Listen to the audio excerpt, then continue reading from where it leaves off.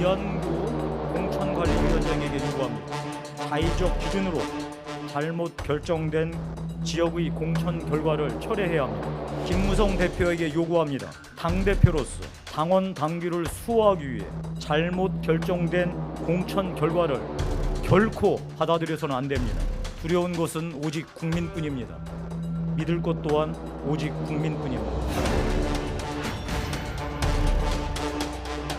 김용태 혁신위원장은 기자회견에서 강도 높은 쇄신을 예고했습니다. 뼛속까지 모든 것을 바꾸는 혁신을 해나가서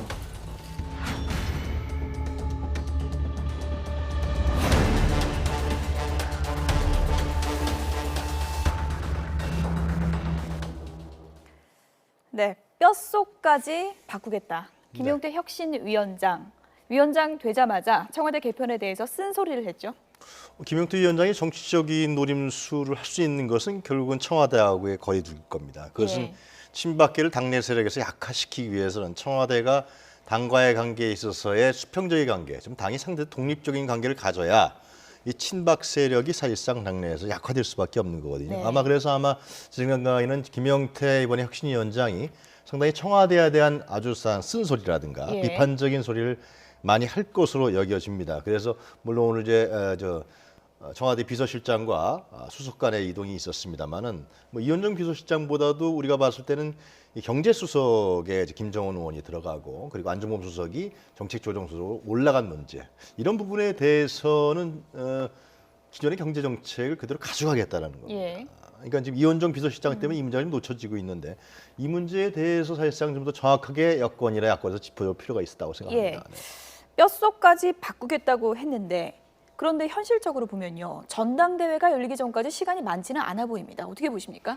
네, 그 김용태 혁신위원장 파격적으로 인선됐는데 예. 발언 행보 굉장히 파격적이라고 보여집니다. 아까 우리 위원장님 말씀하셨다시피 김용태 의원이 청와대 개편에 대해 가지고 민의가 반영이 안 됐다 이렇게 비판하는 것은 이번 혁신위의 최고 과제가 4.13 총선 패배의 원인을 규명하고 예. 대안을 제시하는 일인데 청와대가 총선 참패 이후에 쇄신 행보를 제대로 보이지 못하고 있다. 비서실장만 교체했지 책임져야 할 정무수석이라든지 또 경제가 어려운데 경제수석을 정책조정수석으로 올리고 예. 또 과거 박근혜 대통령 후보 시절에 비서실 부실장을 했던 이번에 총선에서 탈락한 강석훈 의원을 경제수석으로 또 선임한 것 이런 걸 보고 좀 실망스럽다는 이야기인 것 같습니다. 네. 이번 김용태 의원이 혁신위원회를 맡아서 해야 될 가장 큰 임무 중에 하나가 예. 총선 패배의 원인 규명과 대안, 그다음에 당내 개파 청산, 그다음에 혁신 전당대회 준비 이런 이제 큰 과제들이 있는데 아무래도 그 총선 패배 책임이 있는 친박계의 책임을 묻지 않을 수 없는 상황이 될 겁니다. 근데 새누리당 최대 개파는 친박 진영인데 친박 진영이 그거를 감수하고 2선, 3선으로 후퇴할 거냐? 또 청와대가 총선 참패의 원인을 듣고 청와대가 국정 운영의 내용과 기조를 확실하게 바꿀 거냐? 예. 그게 굉장히 앞으로 갈등의 요소가 될 것 같습니다. 비박은 들어봤어도요. 이번에 반박이란 말은 처음 들어봤습니다. 그러니까 굉장히 하여튼 이 친박 예. 부분이 굉장히 너무나 이름이 많은 게 이 다른 정파하고 달리 동계, 상도동계, 친노하고 달리 상당히 특성인데요. 그럼 상당히 이해관계에 의해서 움직인다라는 것으로 우리가 해석을 할 수밖에 없는데요. 하여튼 이번에 김용태 의원이 혁신위원장을 맡으면서 예. 어떻게 보면은 한번 책임을 준 거예요. 권한을 예. 준 거거든요.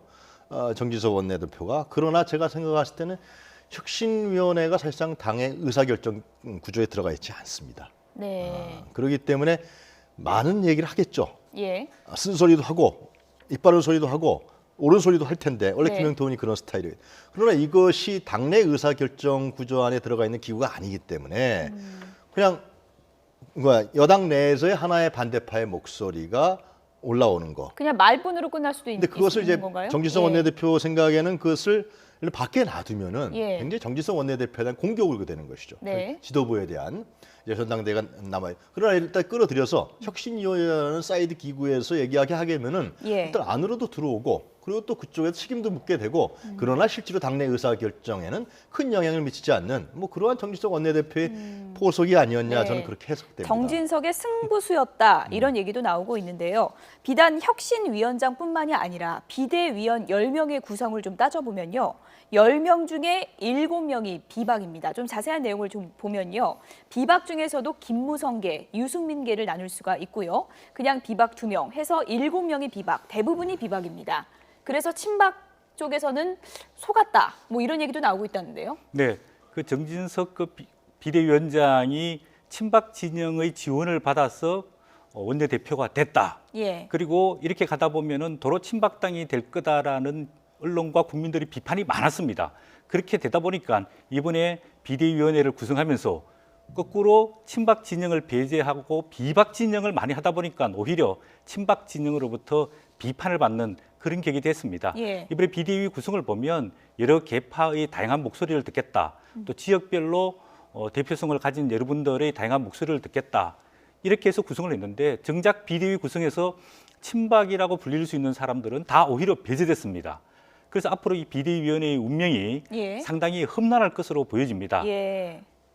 비대위 운명이 험난할 것이다라고 하셨는데 김용태 혁신위원장도 친박이 다수인 당에서 혁신을 끌어가는 게 쉽지만은 않은 과제일 것 같습니다. 김성태 의원이 비박계죠. 김성태 의원이 김용태 혁신위원장을 만나서 이런 얘기를 했다라고 털어놨는데 어떤 얘기인지 좀 들어보시죠. 저는 사장 어젯밤에 비 오는데 김용태 의원과 저는 소주를 한잔 했어요. 아, 그러셨어요? 네. 그래서 저도 심지어 제가 이런 이야기를 했어요. 너 처자식은 형이 책임을 질 거니까 정말 너는 죽는 각오를 통해서 이번에 새누리당을 변화시키라. 그렇기 때문에 이제 예. 그 사람들은 이제 좀 이선으로 맞아주는 게 4.3 총선 심판에 대한 국민들에 대한 도리죠, 우리 당이. 예. 네, 형이 처자식까지 책임을 지겠다 이런 얘기를 했다고 전쟁터에 나가는 동생한테 하는 얘기 같은데요. 두 가지 점이죠. 첫 번째는 하나는 이제 상당히 지금 비주류가 처한 상황입니다.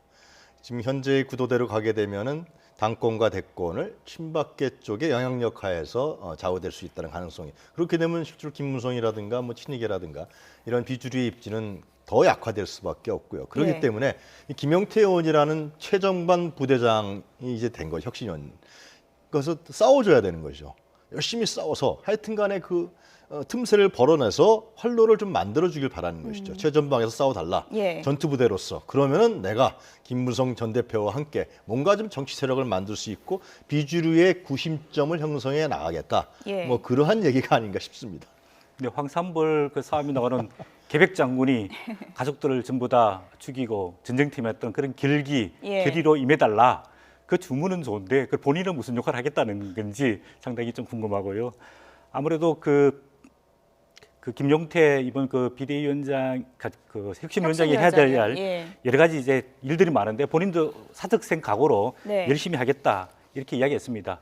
문제는 이 계파 청산을 어떻게 하느냐 이 문제인데 아까 김성태 의원은 2선 3선으로 다 물러나라 예. 이렇게 했지만 새누리당의 계파 청산과 화합을 하기 위해서는 계파 문제를 직접 꺼내기보다는 새누리당이 21세기에 새롭게 가야 할 새로운 가치 또 새로운 철학 새로운 정책 이런 것들을 오히려 만들어내는 그런 과제가 필요하지 않을까 봅니다. 영국 같은 경우에는 누구를 당대표로 뽑느냐 이런 것보다는 정책 전당대회라고 해서 새롭게 지향해야 할 가치와 원칙과 철학 이런 것들을 주로 네. 토론을 하고 새롭게 정립하는데 그렇게 가야만 이번 그 혁신위원회가 좀 성공할 수 있지 않을까 네. 그렇게 보여집니다. 뭐 비박계에서는 죽을 각오로 새누리당 바꿔봐라 이런 얘기가 나오고 있는데 친박계에서는 정진석의 쿠데타다 이런 비판이 쏟아지고 있습니다. 친박계 홍문종 의원의 발언 들어보시죠.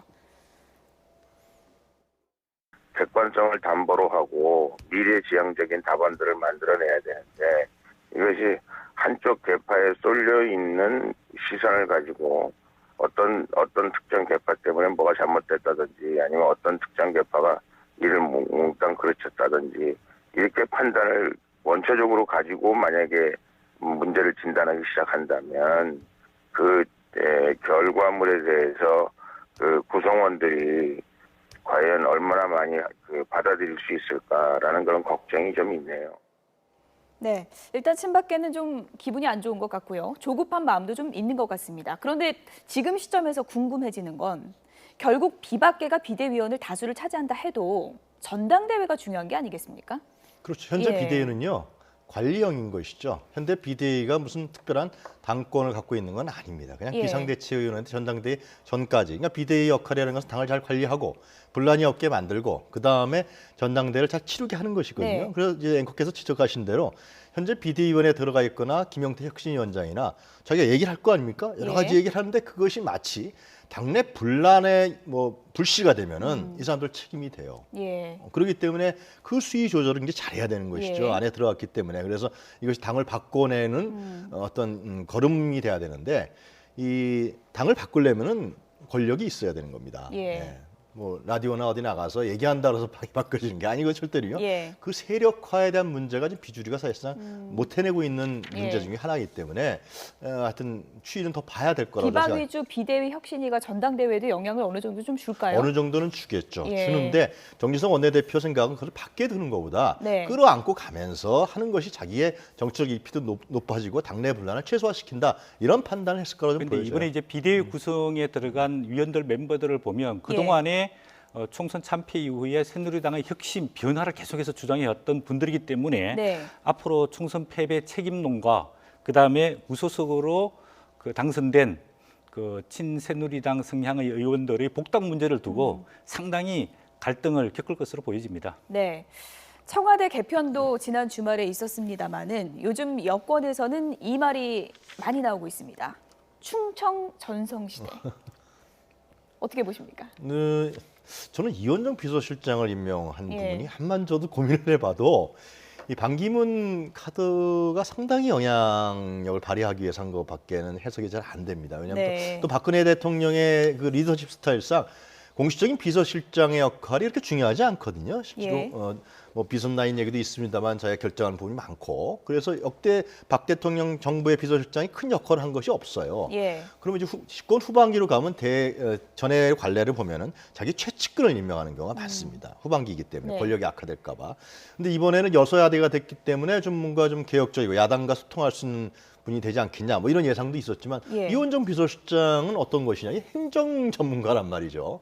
그러면 결국은 충북 제천 아닙니까? 예. 그리고 반기문 유엔 사무총장이 충북 옆에 있는 충북 음성이고요. 충북 쪽은 또 정서적으로 동일한 부분들이 강해요. 충남하고 예. 달리. 그래서 그런 측면에서 봤을 때는 이 이원정 비서실장의 카드는 예. 실제로 상당히 그 반기문 유엔 사무총장을 상당히 정치적으로 가격하라고 바운더리에 넣으려고 하는 그런 카드가 제일 강하지 않냐 생각이 듭니다. 이게 우연인지 아니면 의도된 건지 모르겠지만 공교롭게도 정진석 원내대표나 김용태 혁신위원장까지 충청이다 보니까 네. 이제 여권에서 충청을 챙기려는 게 아니냐. 네. 충청이 뜨고 있다. 이런 얘기가 나올 수밖에 없는 것 같은데요. 예, 역대 대선에서 이제 충청이 계속해서 캐스팅 보트 역할을 해왔습니다. 네.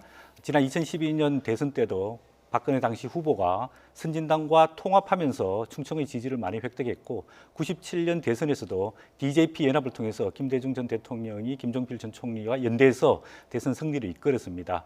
박근혜 대통령 입장에 봤을 때는 이번 총선의 결과가 충청이 모두 27석인데 14대 13으로 교묘하게 나누어졌습니다. 예. 그래서 임기 후반기에 국정의 안정적인 운영을 위해서는 충청의 지지가 필요하고 예. 또 차기 대선을 위해서도 충청표가 절대적으로 필요하다.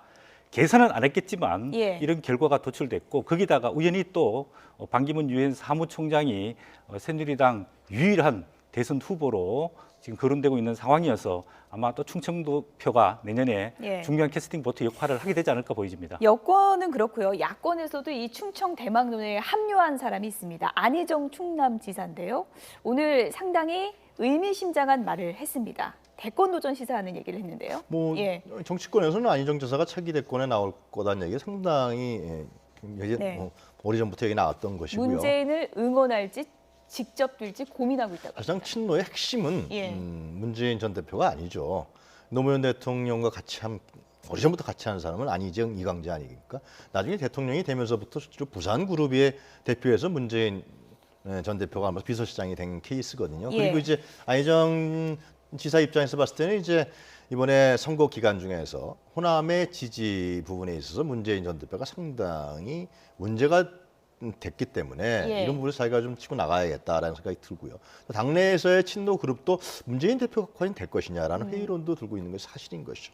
그래서 근데 이제 충남 부분이 있기 때문에 예. 저 충청도 사람들 좀 만나 보면은 JP가 충남이었거든요. 대전 충남이었단 말이죠. 안희정 지사도 충남 지사거든요. 그렇기 때문에 이런 부분들이 상당히 지역적 영향력 속에서 기대하는 부분도 있을 거예요. 네. 네. 대권 잠룡들이 지금 꿈틀거리고 있는 상황이고요. 20대 국회 개원 전에 가장 많이 나온 단어 기억하실 겁니다. 바로 협치입니다. 지난주까지 분위기가 좋은 것 같았는데 다시 덜컹거리고 있습니다. 왜 그런지 주제어 함께 보시죠.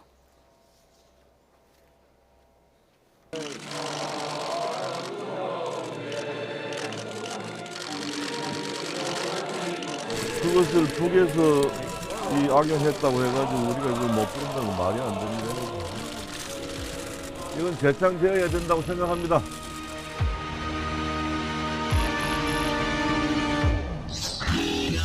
제가 이 문제에 대해서 세 차례 간곡히 설명을 드렸고 이 부분은 좀 성과가 있었던 것 같습니다.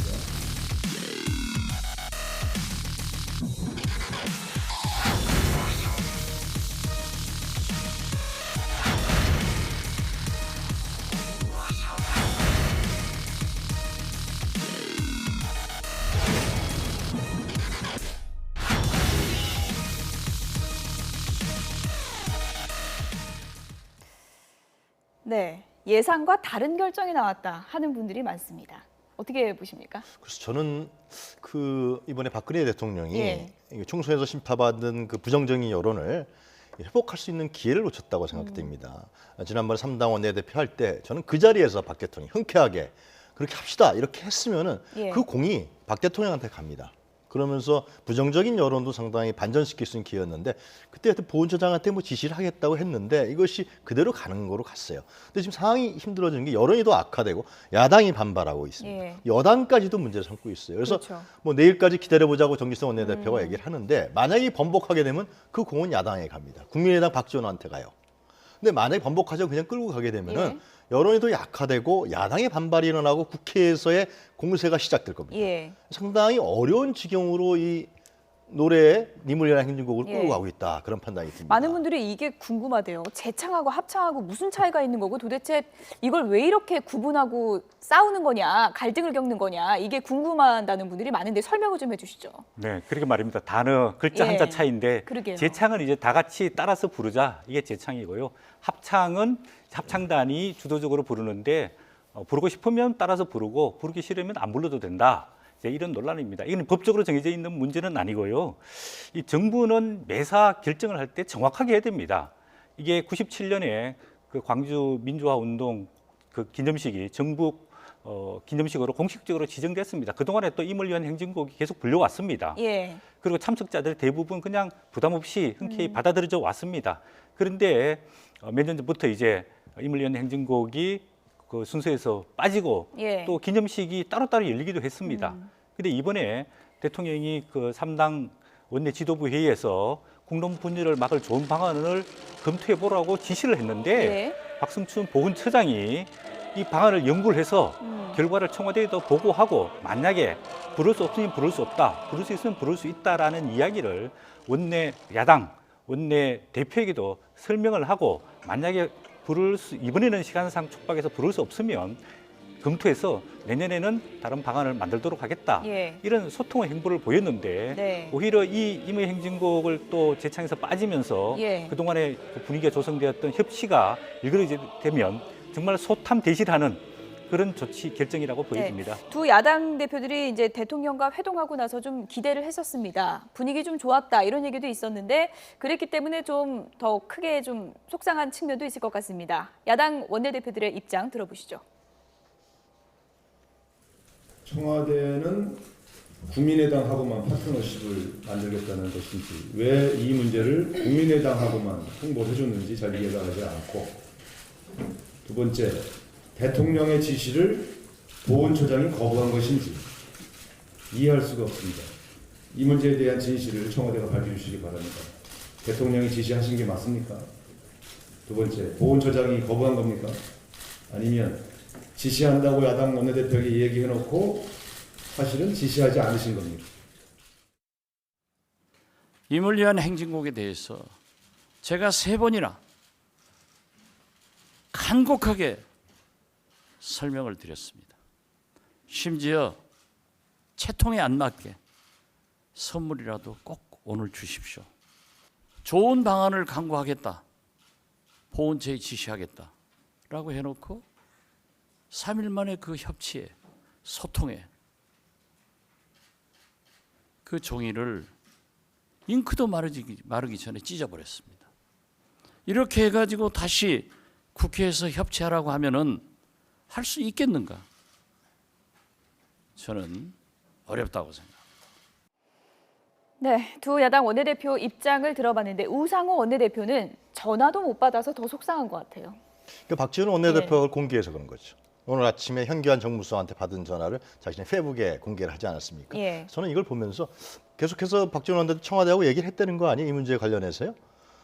그런데 그리고 들어가기 전에 한 40분 얘기했었고요. 아마 박지원 원내대표와 현기환 수석 간에 이 문제는 하겠다라는 암묵적인 얘기가 있었던 것 같아요. 예. 그러면서 뭐 박지원 원내대표 협력하는 방향으로 노력하겠다. 근데 이분이 깨져버린 거예요. 실제로. 예. 그러니까 박지원 원내대표가 아니라고 공개를 해버린 거거든요. 예. 그러니까 더불어민주당 입장에 봤을 때는 굉장히 불쾌할 수밖에 없는 것이죠. 네. 1야당인데 그러니까 청와대 자꾸만 캐스팅 보트가 짓고 있는 국민의당만 한다. 이런 부분들에 자꾸만 또 전국이 복잡하게 가는데 하여튼 뭐 내일 하루 자꾸만 기다려줘 보려니까요. 예. 하여튼 내일 하루 결과가 나올 때 하여튼 청와대한테 유리한 결과는 안 나올 것 같아요. 네. 박근혜 대통령의 의중은 어떤 거라고 해석을 해봐야 될까요? 지금 상황에서.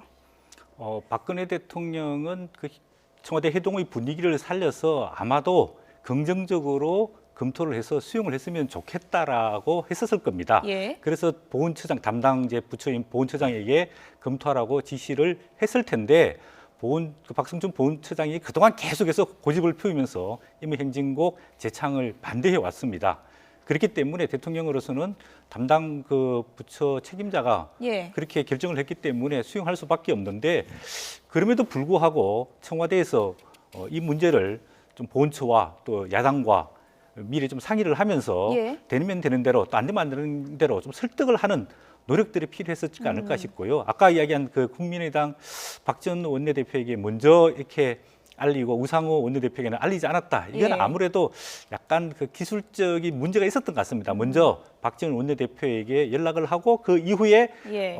그 우상호 원내대표에게 연락을 하려고 했는데 박지원 원내대표가 먼저 공개함으로써 이런 서운한 감정들이 네. 생기지 않았나 보입니다. 보훈처장 해임 촉구 결의안 얘기까지 나오는데 이게 효력이 좀 있는 건가요? 저는 말이죠. 문제를 왜 이렇게 복잡하게 푸는지 모르겠어요. 네. 광주 민주화운동 기념일 아닙니까? 국가 기념일이고요. 그러면 광주 시민들의 정서에 맞게 풀어주면 되는 거예요. 광주 5.18 묘역에서 하는 거 아니에요. 거기서 니물리한 행진곡을 제창을 하자. 제창하면 되는 거예요. 근데 그걸 자꾸만 북한 얘기까지 하면서 어떤 민주화운동 부분에 대한 훼손까지 가니까요. 문제가 복잡해지는 건데 제 생각에는 가서 부르기 싫은 것 같아요. 재창을 하게 되면 국무위원들이 불러야 되거든요. 그러면 부르기 싫으니까 잠깐만 그렇게 하는 것 같은데 문제를 좀 더 꼬이게 한다고 생각이 들고요. 예. 그리고 이제 그래서 말씀하신 대로 이 문제를 보훈처장 해임 촉구 결의안 하겠다는 거 아닙니까? 공세를 가하겠다는 거죠. 이게 예를 들면 진짜 더불어민주당과 국민의당이 합심해서 예. 이 공세를 가하면 굉장한 타격이 가고 박근혜 네. 정부가 국정 운영하는데 너무 힘들어집니다. 그래서 88년 여소야대 3당 합대 때도 봤거든요, 우리가요. 예. 그래서 이런 부분을 갖고 이렇게 정서적인 감정적인 문제 갖고 꼬일 필요가 없어요. 빨리 해결해서 예. 이제 협치와 협력을 가할 수 있는 이런 새로운 장을 만들었으면 좋겠다 그런 생각이 듭니다. 정진석 원내대표 입장을 보면 좀 기다려보자. 아직 시간이 있다라고 하는 거 보면 좀 바뀔 가능성도 있다고 봐야 될까요? 시간이 촉박하기 때문에 바뀔 가능성은 없다고 보여지고요. 단지 이제 정진석 원내대표 입장에 봤을 때는 예. 야당 원내대표들과 소통하고 또 본인이 최선을 다했다는 그런 입장을 보여주기 위해서 재검토, 전향적 재검토를 요청한 것으로 일단 보여집니다. 네, 끝으로 간략하게요. 박지원 원내대표가 오늘 화가 나서 한 말인 것 같긴 한데요. 협치 이대로 불가능하다 하면서 개헌 얘기까지 꺼냈습니다. 저는 상당히 예. 나름대로 일리가 있다고 생각합니다. 그러니까 지금 현재의 대통령 중심제인데 의회를 야당이 잡지 않았습니까? 그러니까 대통령이 그렇게 되면 내치에 들어오는 순간 이건 갈등과 대립이 될 수밖에 없습니다. 실제로. 그래서 이제 대통령이 밖에 나오면 굉장히 신이 납니다. 예. 잘하잖아. 이런 가서도 잘해왔잖아요, 아주. 그러니까 대통령이 외교, 국방, 통일, 안보 부분을 관장하고 예. 실로 국내는 예를 들면 정당끼리 만들어 나가는 이런 형태, 그러니까 분권형 대통령제라고 하죠. 이것은 정치권에서 오래전부터 나온 얘기인데요. 예. 이런 형태로 가는 게 우리나라의 어떤 그 정치 실정에도 맞고, 네. 그리고 또 이제 경제라든가 여러 문제를 해결하는 데서 이제 도움이 되는 그런 측면이 있다고 생각합니다. 저는. 개헌 얘기가 예전에도 나왔다 들어갔다 계속 그랬는데 이번에는 좀 제대로 불거지는 건지 또 지켜봐야 될 부분인 것 같습니다. 유용하 정치평론가, 서성교 바른정책연구원 원장 두 분이었습니다. 고맙습니다.